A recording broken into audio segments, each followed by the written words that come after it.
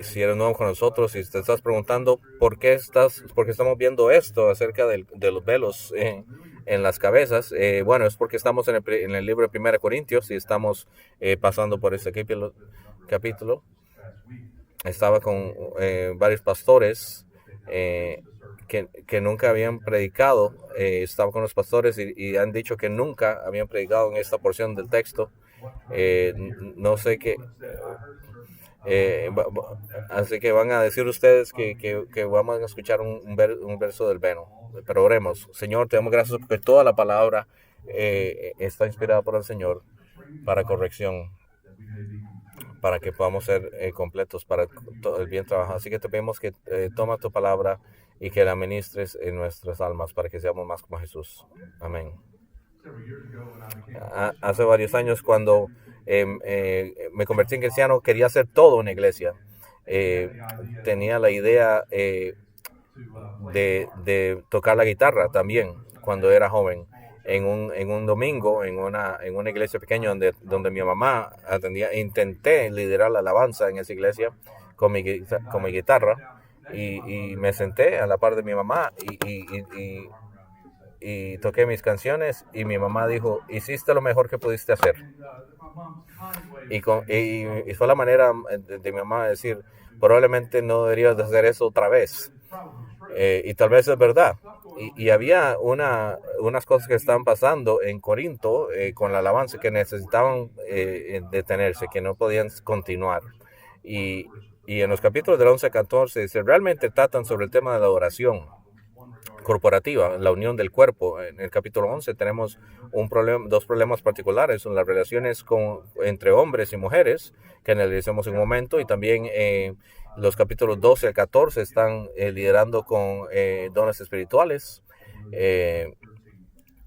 y la primacía del amor. Y todo esto se mueve en el capítulo 14, donde él quiere que todo se haga de una manera ordenada en la iglesia.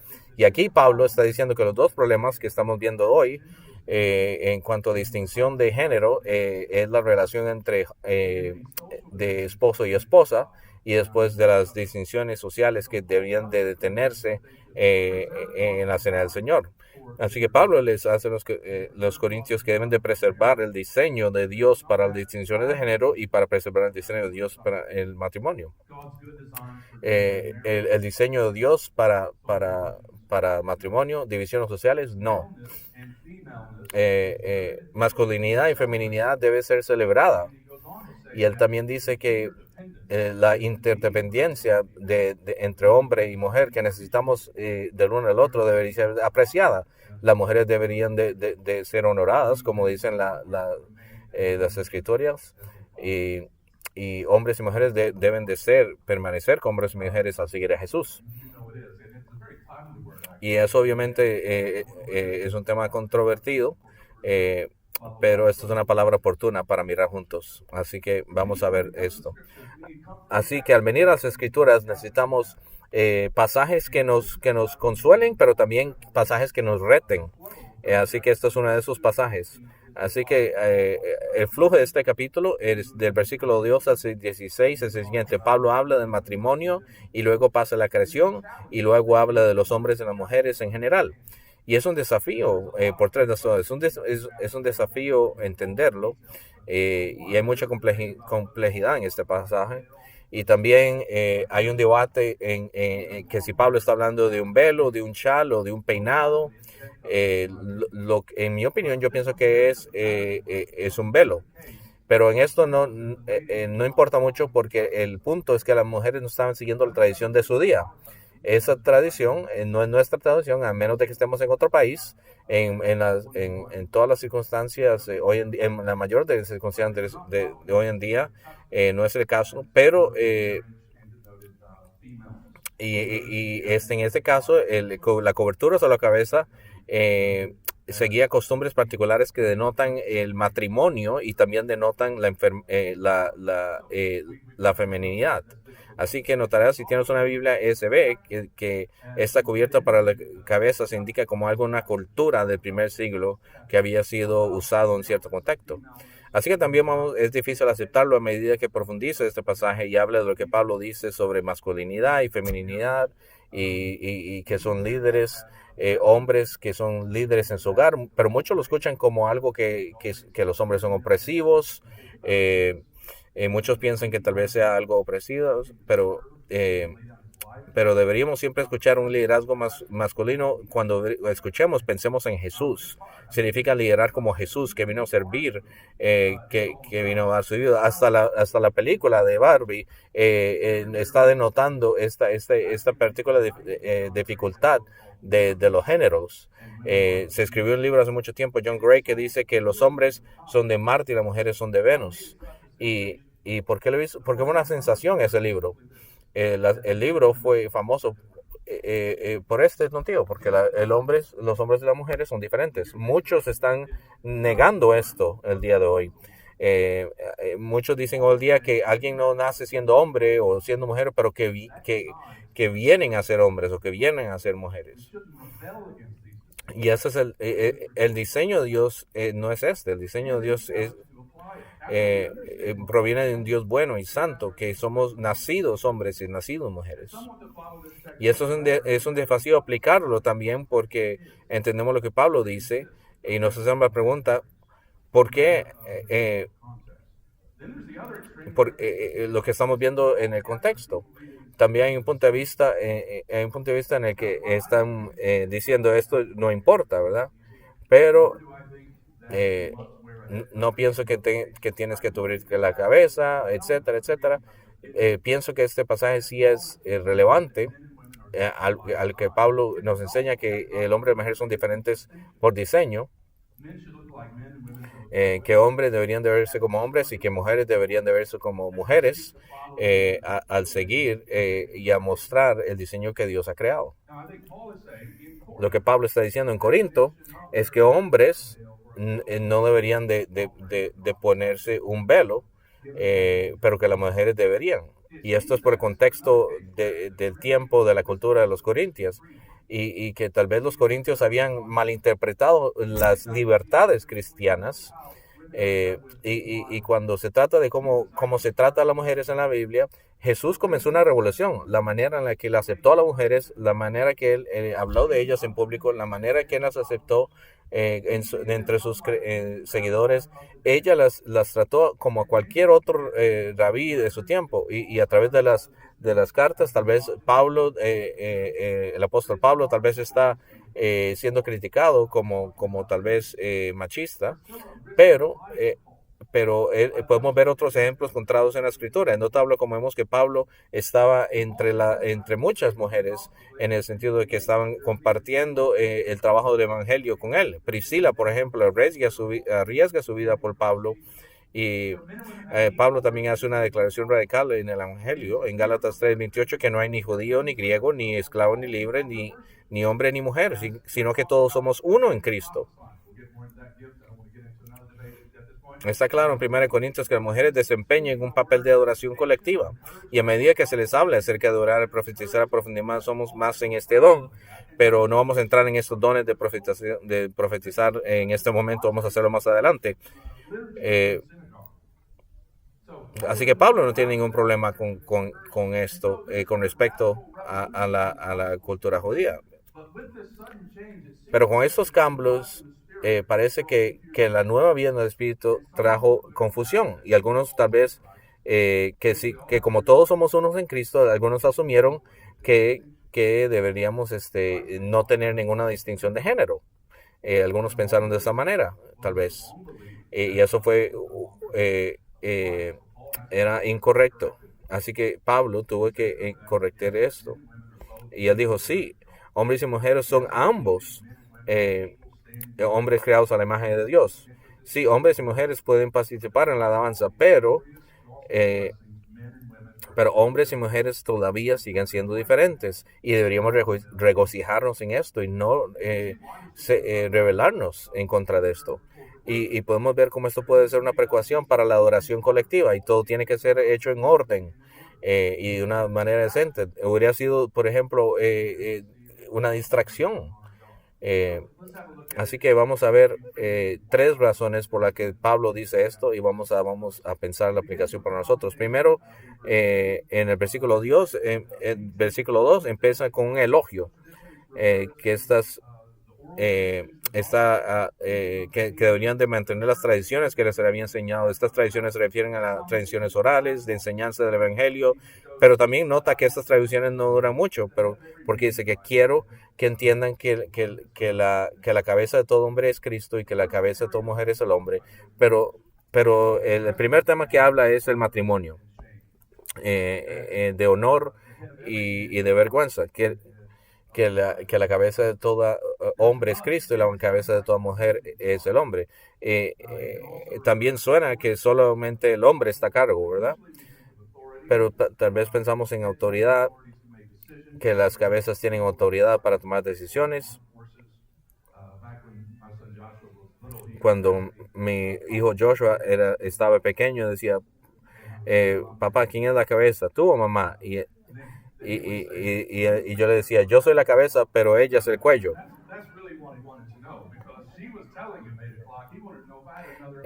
Entonces la mamá le decía algo y yo le decía algo diferente, así que por eso él quería saber quién era la cabeza.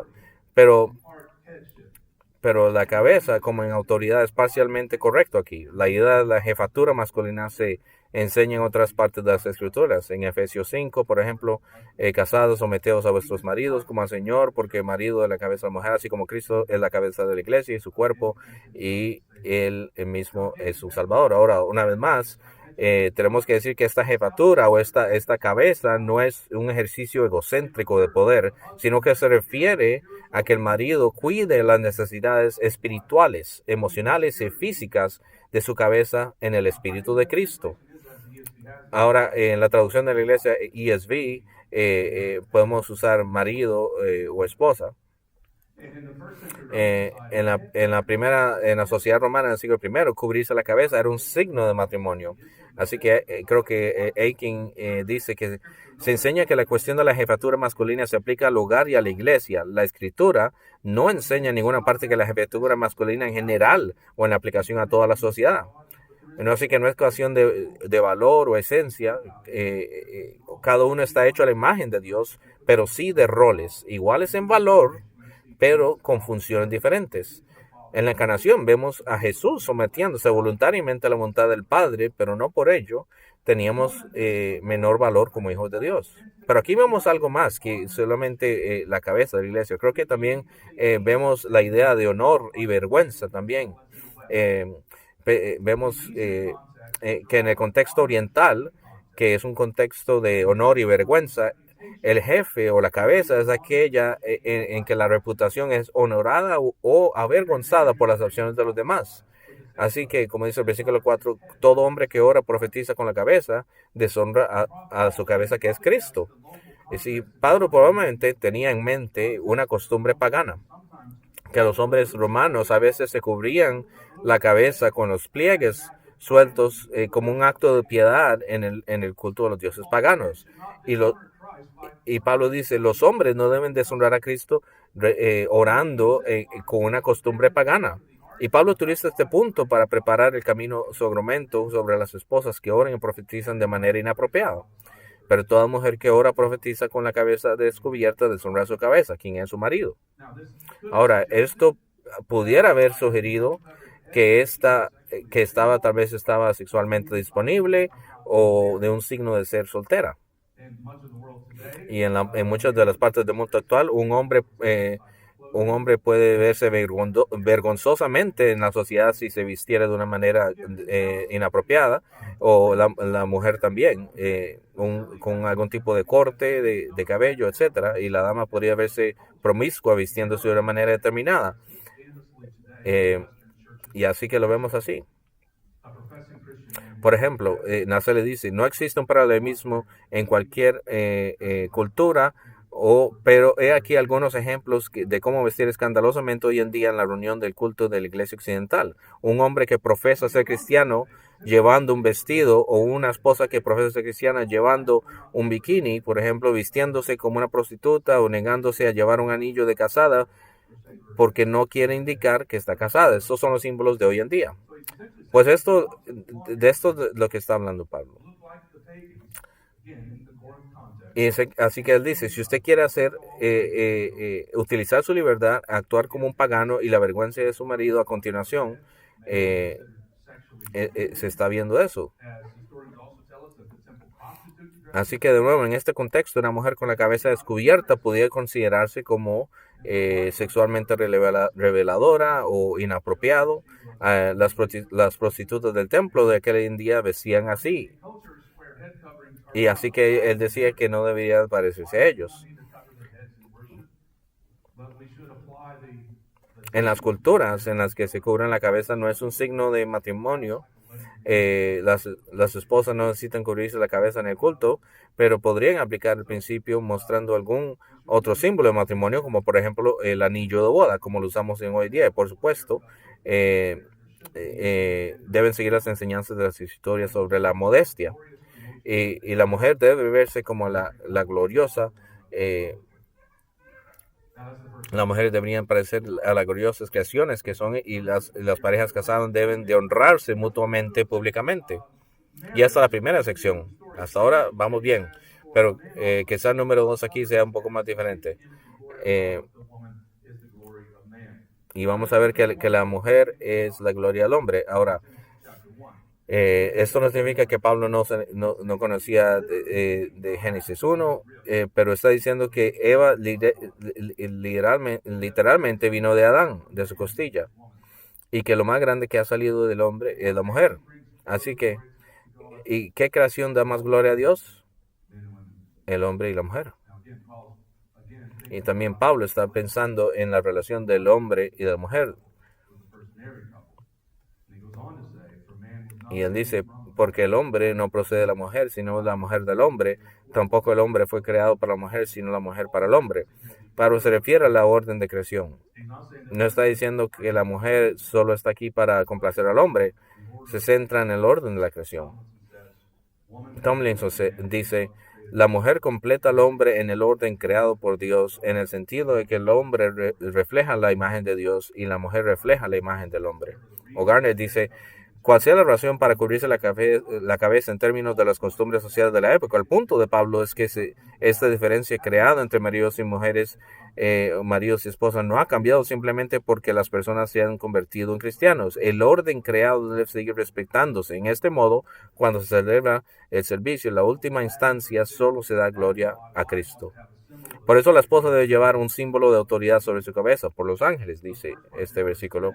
En el versículo 10 dice, porque Pablo dice, está diciendo, satisfacer las normas culturales de la época, la cabeza cubierta, que era un símbolo, y también ayudar a resolver algunos problemas en la iglesia. Tal vez yo no sé por qué dice, por los ángeles. O sea, yo nada más me río de esa frase porque ni sé qué significa por los ángeles. Como dice el capítulo 5, no sabes que vamos a juzgar ángeles. En el capítulo 5 también es otra parte difícil de interpretar. Y dice, y él dice, por los ángeles.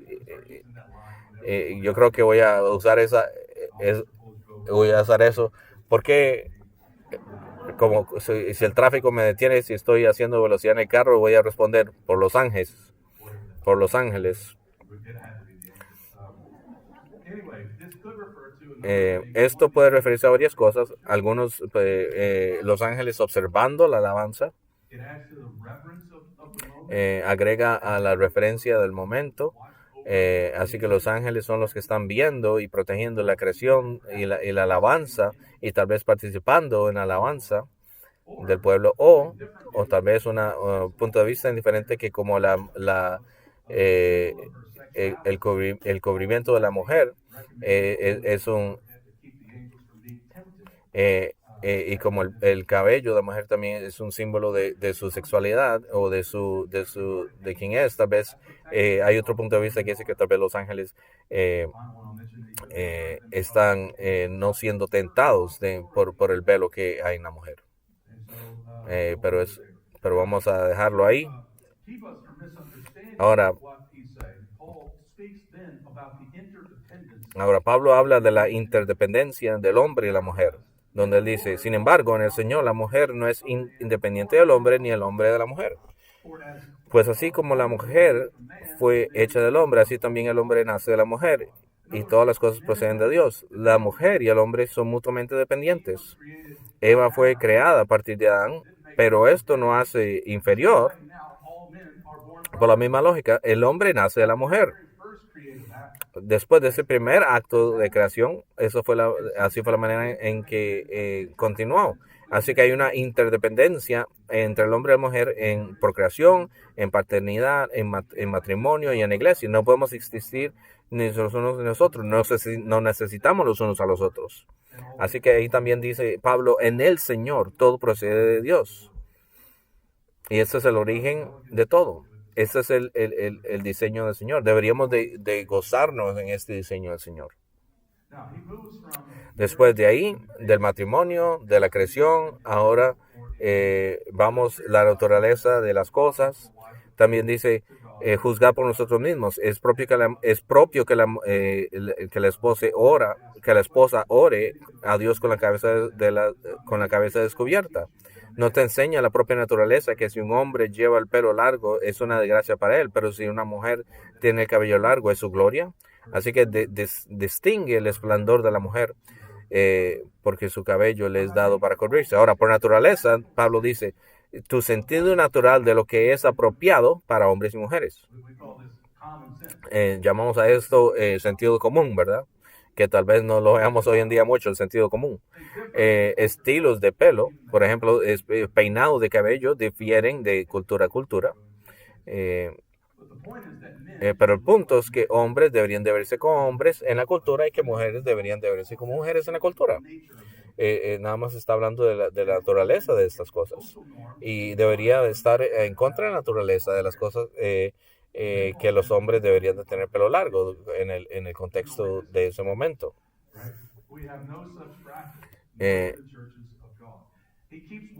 Así alguien está inclinado a ser contencioso, no tenemos tal práctica ni tampoco las iglesias de Dios. Así que esta es la declaración sobre la conformidad de los corintios con el comportamiento cristiano. Ahora, ¿cómo podemos aplicar todo esto? Toda esta parte. Tengo 5 aplicaciones. Primero, seamos compasivos sin comprometer la verdad. Seamos compasivos sin comprometer la verdad. La confusión de género y la perversión sexual impregnan nuestra cultura.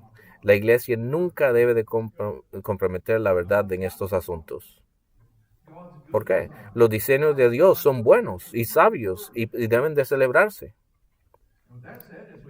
Y dicho esto, al comunicar siempre, tenemos que hacer de una manera con compasión y de una manera amorosa. Sabemos que Cristo vino a salvar todo tipo de pecadores, así que no debemos de rendirnos de predicar a esos hombres o mujeres que se han apartado del diseño de Dios.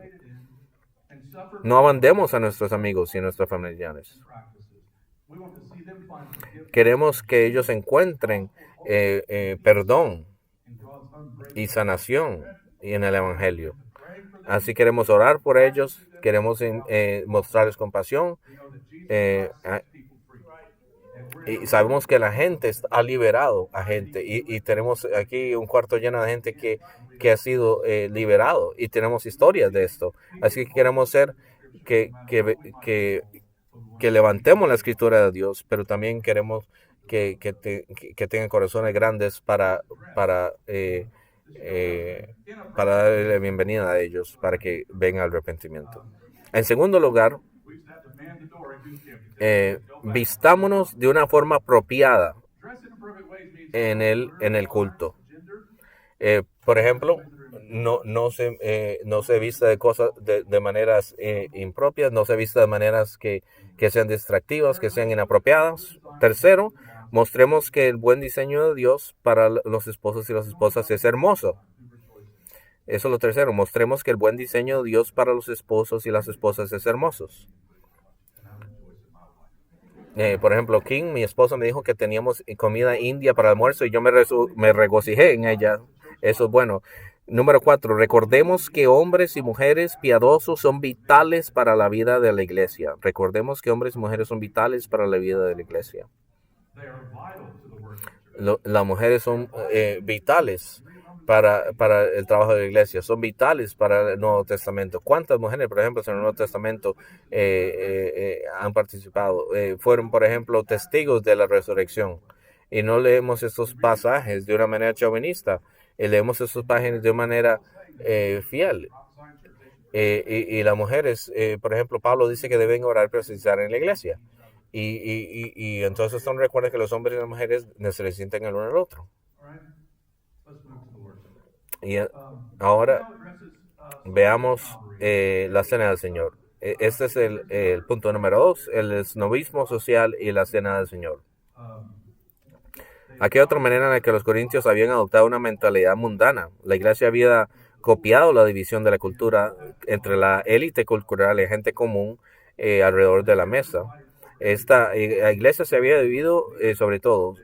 Habían divisiones de líderes, de litigios, de la ética sexual, de la comida a los ídolos. Y ahora hay una controversia y divisiones en la cena del Señor, porque se supone que es un momento de gran unidad. Y parece que una de dos cosas está pasando aquí. Tal vez los corintios más ricos estaban comiendo antes estaban comiendo sus comidas de una manera privada sin compartir a los más pobres. Pero cualquiera que sea el caso, los que tienen y los que tienen no están compartiendo.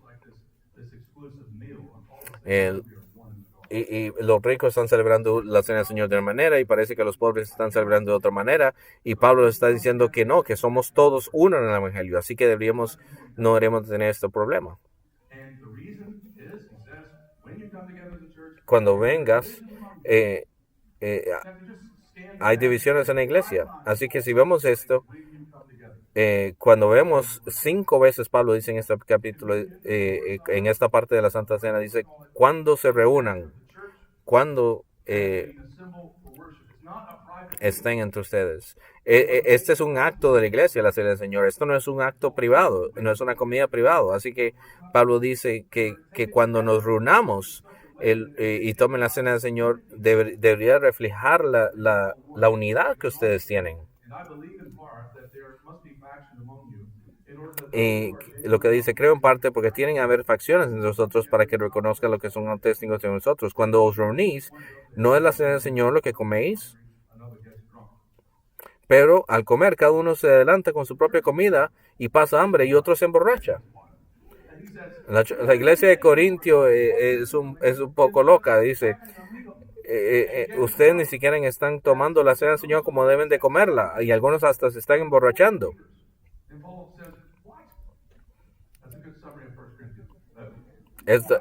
Esto es un buen resumen de 1 Corintios. ¿Qué está pasando? Están devorando sus propias comidas privadas, no tienen, los que tienen con los que no tienen nada no están compartiendo, los que tienen muchos están emborrachando, etc. Y así que Pablo les recuerda de qué se trata la Santa Cena. Y lo leemos regularmente aquí desde el versículo 23. Porque yo recibí del Señor lo que también os he transmitido de vosotros, que el Señor, en la noche que fue entregado, tomó pan y también donde había dado gracias, y por ejemplo, esta palabra dado gracias en el griego, Eucaristía. De hecho, esta palabra Eucaristía la usa en otros contextos para la cena del Señor. Y eso no está mal usar esa palabra, porque de hecho viene del griego de dar gracias, como dice este versículo. Continuando dice que partió y dijo, este es mi cuerpo que es por vosotros, hacedlo en memoria de mí. Y de esto recordamos que esto no se convierte literalmente en el cuerpo y la sangre de Jesús, pero son elementos que simbolizan el cuerpo y la sangre del Señor. Y me gusta mucho la frase de aquí que dice que esto es para vosotros, para ustedes. Este es el Evangelio. Él murió por ustedes. Si no eres cristiano, queremos darte a entender que este es el mensaje central. Este es el mensaje central de esto. Que Jesús se ofreció por nosotros. Se ofreció todo su cuerpo, todo su ser por nosotros para nuestros pecados. En este domingo de Palmas nos acordamos de aquellos que estaban diciendo Hosana, el que nos libera de este. Y esto fue lo que Cristo hizo, que Él nos libera de nuestro pecado. Él viene a darnos perdón de pecado, Él viene a darnos vida eterna. Y Él dice que cuando vienes a hacer esto, esta Santa Cena lo haces en memoria de mí. Y esto es algo fundamental, muy importante en nuestra fe. Es la idea de recordar. Es recordar a menudo lo que nos une. A veces Google nos da esa foto de hace 7 años, que te veías más delgado tal vez hace 7 años, estas memorias, pero de igual manera, estas son memorias. La Santa Cena nos ayuda a recordar lo que Jesús hizo para nosotros, para que nunca nos olvidemos lo más importante que jamás haya sucedido en la historia del mundo. Él nos dio el pan y la copa para que nos recuerde a Jesucristo. Y Pablo le dice a Timoteo que, que seguimos proclamando la muerte del Señor hasta que Él venga. Sabemos que las cenas o las comidas nos recuerdan del hogar, ¿verdad? Cada vez que voy a la casa de mi mamá, ella me hace meatloaf, y cada vez que yo voy a comer meatloaf en cualquier otro lugar, yo me acuerdo de casa, me acuerdo de mi hogar. Cuando estábamos pequeños, también íbamos a McDonald's, y cuando era pequeños, y tal vez cuando estábamos en otro país y comíamos en McDonald's, nos recuerda de casa. Y cuando estamos tomando la Santa Cena, de igual manera, estamos recordando dónde está nuestra casa, dónde está nuestro hogar. Y él también, ahora continúa dando instrucciones de las Santas Cenas, que no las hagan de una manera indigna. Ser indignas no significa sin pecado. Por ejemplo, que no hayan actitudes de división, por ejemplo. Eso no significa que venimos sin pecado, sino nadie nunca participaría. Hay uno nada más que es digno, y por eso celebramos a Cristo, pero cuando examinamos a nosotros nos arrepentimos de nuestro pecado. Por ejemplo, Wilson dice, la Eucaristía o la Cena del Señor no es un banquete de felicitación para los que no han pecado, sino es una comida de sustento para los pecadores arrepentidos, que tienen hambre y sed de justicia, pero saben que no la han alcanzado. Por tanto, este llamado al examen y la conciencia no tiene por objeto excluir a los que han pecado, o ninguno de nosotros se atrevería a acercarse a la mesa. Su objetivo es excluir a los que no les importa si han pecado o no. La comunión es para los creyentes arrepentidos.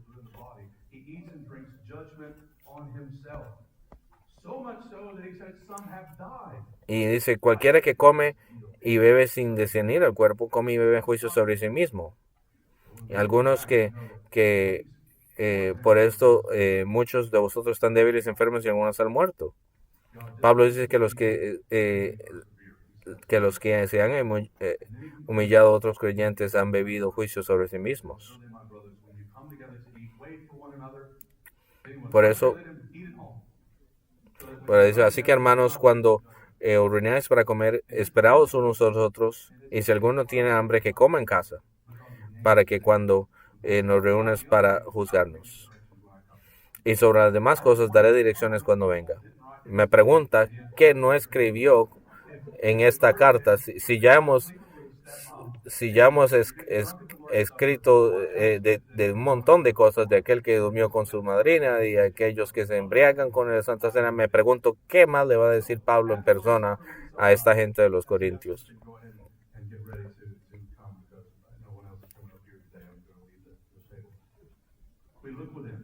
Así que lo que debemos hacer al prepararnos para la Cena del Señor, mirar a nuestro interior. tenemos tensiones en las relaciones pecaminosas con algunos otros miembros de la iglesia, pensemos en eso. Usemos el tiempo de la mesa del Señor para animar, para pedir perdón, para perdonar. Número 2, también miramos hacia atrás. Recordemos lo que Jesús, lo que ha hecho y regocijémonos en Él. Miramos a nuestro alrededor también. Celebremos nuestra unión como un cuerpo. No nos parecemos nosotros en muchas cosas, todos somos diferentes, pero tenemos lo más importante en común, que es Jesucristo. Lo siguiente es que vemos hacia afuera también. Comprometámonos a anunciar a Cristo al mundo. La gente necesita escuchar este evangelio, que hay esperanza y que hay sanación, que hay perdón. Y también miramos hacia adelante, anticipar el hecho de que Jesús viene de nuevo. Él vino en este domingo de Ramos humildemente sobre un pollino, pero también cuando va a regresar, regresará como Rey de Reyes en poder y gloria. Y cuando tomamos la Santa Cena, proclamamos la muerte del Señor hasta que Él venga. Así que oremos y pidamos al Señor que haga un trabajo de sanación en nuestro corazón hacia cuando los sugieres vienen acá adelante. Padre, te damos gracias por tu palabra. Oramos para que nos des sabiduría, que seamos una iglesia que se comprometa a la verdad, que tengamos corazones enormes y compasivos. Oramos para que nos santifiques por el Espíritu Santo, que nos unas de una manera poderosa, que no haya divisiones entre nosotros. Al pensar en lo que tú has hecho por nosotros, te damos gracias. Te bendecimos de que nuestra esperanza no está en esta vida, sino que está en ti, y que haces todas las cosas nuevas. Al cantar juntos y al tomar estos elementos, te pedimos que nos bendigas.